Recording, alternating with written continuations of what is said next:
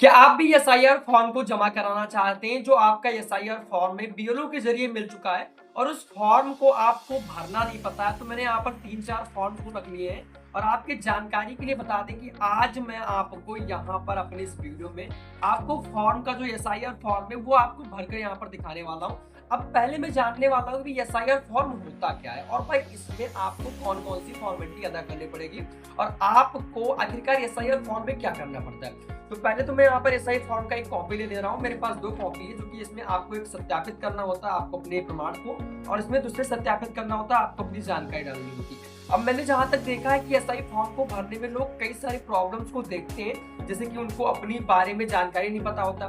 तो SIR form क्यों भरा जाता है और ये आपको कैसे मिलता है, और अभी तक आपको नहीं मिला है तो कब तक मिलने वाला है, इस चीज को मैं आपको बताने वाला हूँ। पहले आपकी जानकारी के लिए बता दूं, जो एसआईआर फॉर्म होता है उसका आपका ये होता है, जो आपके मतदाता द्वारा आपका ये जो चुनाव निर्वाचन होता है उसके जरिए आपको दिया जाता है। जो कि अगर आपका 2003 के वोटर लिस्ट में अगर आपका नाम नहीं होता है तो आपको अपना नाम बढ़वाने के लिए एसआईआर फॉर्म मिलता है बीएलओ के जरिए। तो उसी फॉर्म में आपको भरना होता है। अब जिसको ये फॉर्म मिल चुका है बहुत बहुत अच्छी बात, जिसको ये फॉर्म नहीं मिला है, जिसको अब मिल रहा है, उन्हीं को लेकर मैं इस वीडियो को लेकर आया हूँ। अब आपके जानकारी की बता दें, पहले तो आपको ये कैसे चेक करना है कि मान लीजिए 2003 के वोटर लिस्ट में आपके माता पापा नाना नानी जिसका नाम हो, मतलब आपके परिवार के सदस्य उनका नाम हो, और अगर आपका नाम ना हो तो अपने नाम को बढ़वाने के लिए आपको बीएलओ के जरिए इस फॉर्म को जमा करना होता है भरकर। अब इस फॉर्म को आपको जमा कैसे करना है, तो पहले तो आपको मेरे हाथ में वन साइड में आपको एक फॉर्म दिख रहा होगा। अगर आपको स्क्रीन पर दिख रहा होगा फॉर्म तो बहुत अच्छी बात है, और अगर आपको स्क्रीन में फॉर्म नहीं दिख रहा होगा तो पहले मैं आपको स्क्रीन में फॉर्म दिखाऊंगा अभी भरकर भी फॉर्म कैसे भरे जाते हैं। तो इस चीज को भी मैं आपको यहाँ पर बताते हुए चलूंगा। तो इसको लेकर मैं पहले यहाँ पर थोड़ा सा नेक्स्ट वाले फोन का स्क्रीन ऑन कर दूंगा, जिससे यहाँ पर आपको जो फॉर्म भरूं यहाँ पर वो आपको दिखते हुए चले। तो मेरे पास यहाँ पर एक पेन ले लिया है मैंने, इसका फॉर्म को जमा करना है। तो पहले तो आपको ये जान लेना है कि ये आपको भरना कैसे। तो पहले तो मैं इसका इस कैमरा को ऑन कर लेता हूँ कि जिससे मैं इस फॉर्म को यहाँ पर भरूँ तो ये चीज आपको मैं स्क्रीन पर लगा सकूँ। तो दोनों फॉर्म यहाँ पर आप देखते हुए चलेंगे। एक बार फॉर्म को अगर भरता हुआ चलूंगा, आपको बताता हुआ चलूंगा, तो बेसिक जानकारी आपको एक एक करके बताऊंगा। अब चलिए यहाँ पर फॉर्म को भरते हैं। ऑन कर लिया है, अब इसको मैंने इस वीडियो रिकॉर्ड को ऑन कर लिया। अब चलिए यहाँ पर देख सकते हैं कि भारत निर्वाचन आयोग आपको यहाँ पर दिख रहा होगा, और नए मतदाताओं के लिए आवेदन पत्र। अब यहाँ पर मैं इस वीडियो को ऐड करने के लिए मैं कहीं पर लिख दे रहा हूँ 3/54 पर मैंने इस वीडियो को ऐड किया। अब यहाँ पर आपको मैं भरते हुए दिखाऊंगा। पहले तो आपको ये जान लेना है कि आपको अपने जो तस्वीर को डालना होगा, यहाँ पर आप अपनी फोटो को डालेंगे। यहाँ पर आप देख सकते हैं, तो फोटो वगैरह आप ऐसे नहीं कि कहीं भी उठाकर डाल दोगे, तो उसको लेकर भी आपको अच्छी चीजें यहाँ पर देखना होगा।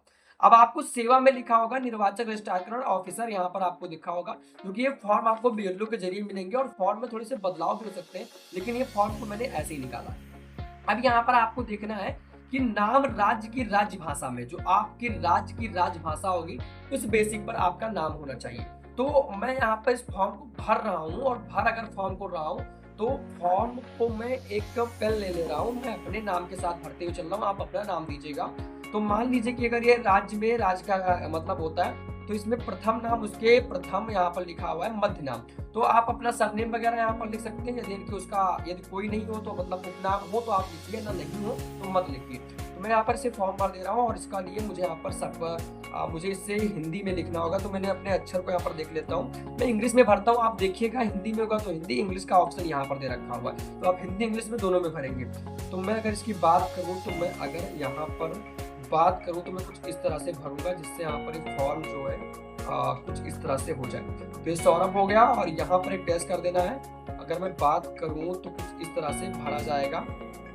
1 सेकेंड, ये अच्छे से भर नहीं जा रहा है, तो कुछ इस तरह से भरा जाएगा। अब अगर उपनाम आपका हो तो भरिएगा, वरना ना भरिएगा। अब आपके अंग्रेजी में अक्षर को भरना है। तो मान लीजिए मेरा नाम सौरभ है, तो मैं यहाँ पर यस सब बड़े लेटर में लिखना होगा। यहाँ पर पहले रखा हुआ है SAURA बी, इसके साथ साथ एच यहाँ पर भर देना। अब अगर आपका जो आपका सरनेम होगा तो यहाँ पर बाद में लिख दीजिएगा, यहाँ पर इसे भी फिल कर सकते हैं, तो आप अपने हिसाब से भर लीजिएगा।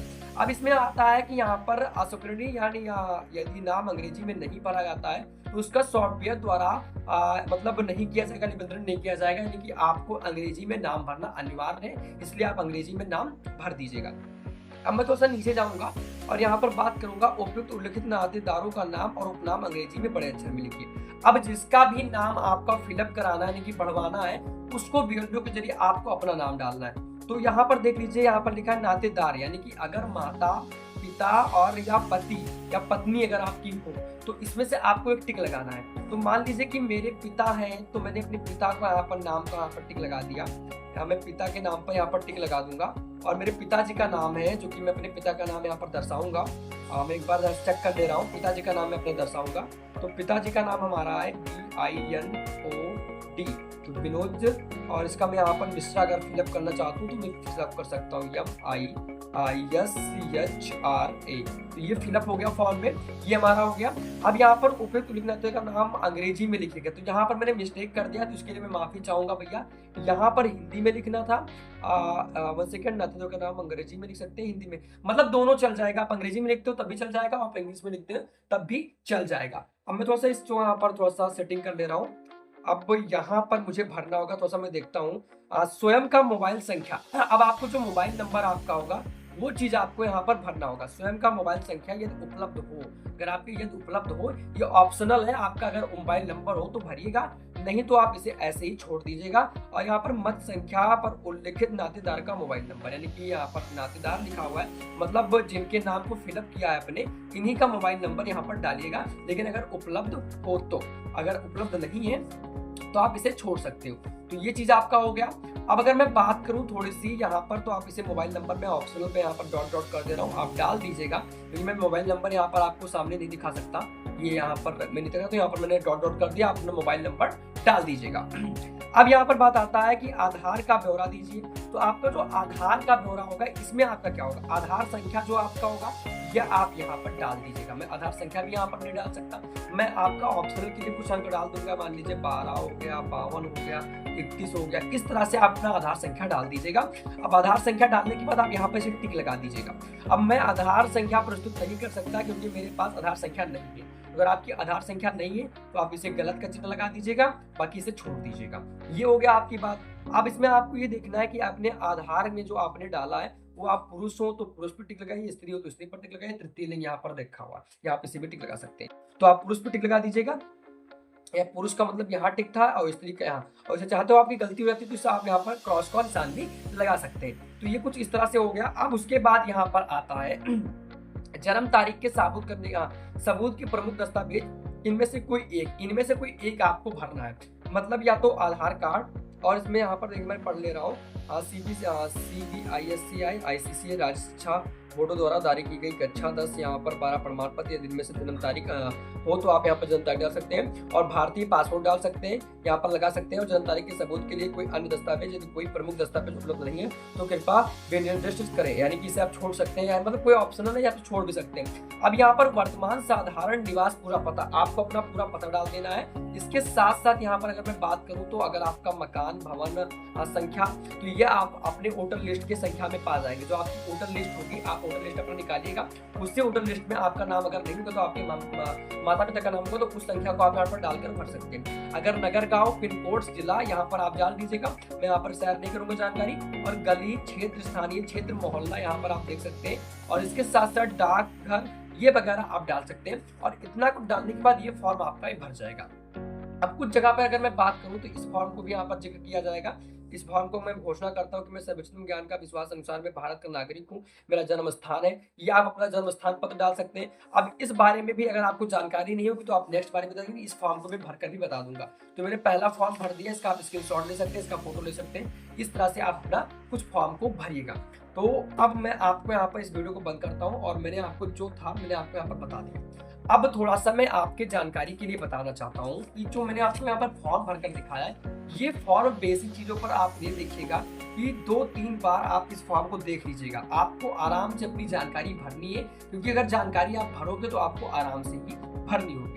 तो अब देखना ये है कि आपने इनमें से, मेरे पास 3 फॉर्म थे, मैंने एक फॉर्म भर दिया है, और मैं कोशिश करूंगा कि अगर आपको जानकारी समझ में ना आई हो तो मैं नेक्स्ट बारे में आपकी जानकारी बताऊंगा। और अपने आप 2003 के वोटर लिस्ट में अगर आपका नाम नहीं था और माता पिता का नाम था तो आपको यह फॉर्म भरना ही पड़ेगा। तो ये इस तरह से ये जानकारी थी, और ये फॉर्म आपको BLO के जरिए मिल चुका हो तो कमेंट में बताइए। अगर आपका नहीं मिला है तो भी कमेंट करके बताइए। बाकी जानकारी यही थी, वीडियो पसंद आया हो तो वीडियो को लाइक करें, चैनल को सब्सक्राइब करें। मिलते हैं अपने किसी नए वीडियो में, तब तक के लिए जय हिंद, वंदे मातरम।